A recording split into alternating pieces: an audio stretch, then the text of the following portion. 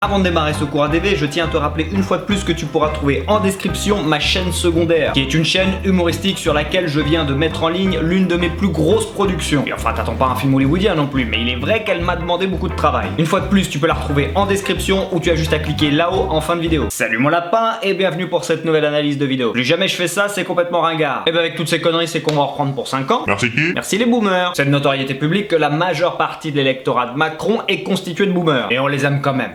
Papa, maman, si vous regardez la vidéo. Je te propose maintenant de redécouvrir les images de la foule totalement en joie suite à la réélection d'Emmanuel Macron. C'est parti.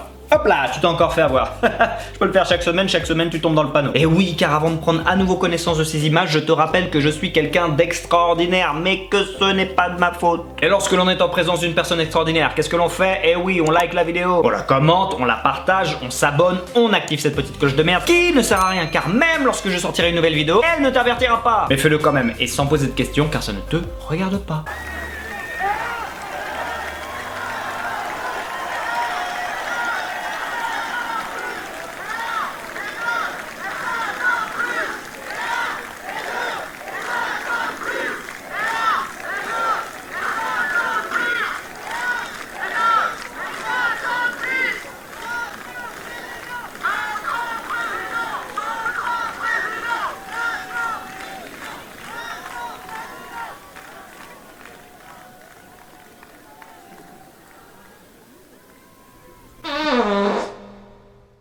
Effectivement, on repart pour 5 ans de plus. Mais sais-tu au moins avec qui on repart? Car ce n'est pas le tout de voter pour quelqu'un, encore faut-il savoir pour qui l'on vote. Là en l'occurrence, je ne reviendrai pas sur le cas d'Emmanuel Macron. Je pense que tu es au fait de toutes les casseroles qui lui collent au cul. Et ça donne quoi en ce qui concerne les personnes qui l'ont entouré ou qui l'entourent actuellement? Éric Dupond-Moretti, soupçonné de prise illégale d'intérêt. Jean-Marc Borrello, condamné pour avoir facilité le trafic et usage de stupéfiants.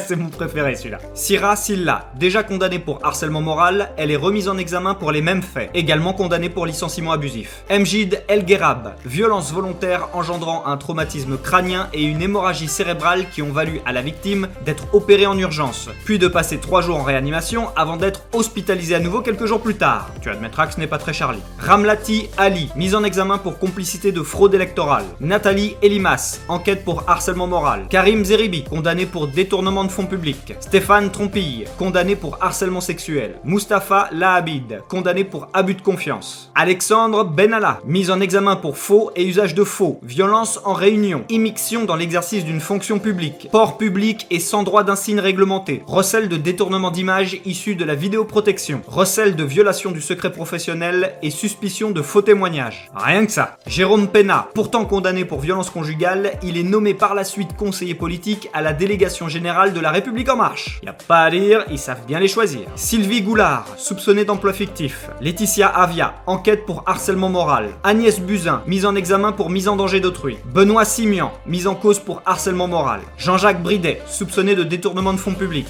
Alexis Kohler, soupçonné de conflit d'intérêts et trafic d'influence. Françoise Nissan, fraude et soupçon de conflit d'intérêts. Jean-Paul Delevoye, soupçon de conflit d'intérêts et cumul de fonctions illégales. Muriel Pénicaud, favoritisme et recel de favoritisme. Gérald Darmanin, soupçonné de viol. Pierre Cabaret, accusé d'harcèlement moral et d'agression sexuelle. Didier Martin, tentative d'escroquerie. Gérard Collomb, soupçonné de détournement de fonds publics. Bon, je m'arrête là puisque la liste est encore longue. Si, tu peux me croire. À ce niveau-là, on peut littéralement appeler ça un gang. J'irais même jusqu'à dire du crime en bande organisée. Et ce qui est incroyable dans tout ça, ce n'est pas eux. Non, ce sont les personnes qui votent pour ces gens-là et qui viennent de re-signer pour 5 ans. Tu auras beau leur mettre tous ces faits-là en évidence, ils continueront de voter pour des gens comme ça. Juste parce que ce sont des personnes qui présentent bien et qui ont un beau costard. Qu'est-ce que tu baragouines, toi?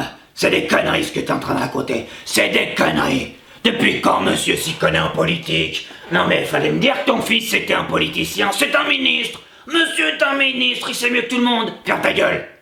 Quand t'auras mon âge, tu pourras parler. En attendant, tu fermes ta gueule. Macron, il est comme ça. Ah non, tu recommences là avec ton vaccin. Non, aucun problème avec le vaccin. Aucun. Quoi?